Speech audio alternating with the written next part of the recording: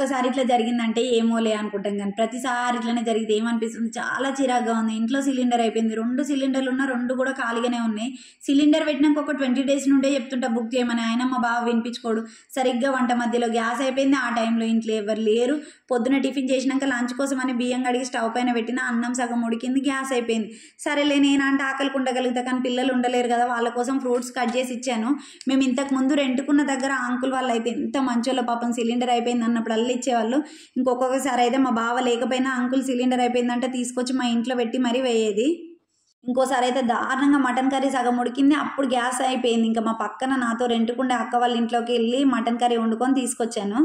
ఇప్పుడు ఓన్ హౌస్లో ఉన్నాం కాబట్టి ఇంకెవరిని అడగలేము, నాకు పక్కన కూడా ఎవరు తెలియదు. ఇంకా సిలిండర్ని అయితే ఈసారి బ్లాక్లో తీసుకుంటే 1000 రూపాయల సిలిండర్కి 1500 తీసుకుర్రు. అయినా చేసేది ఏం లేక తీసుకోవాల్సి వచ్చింది.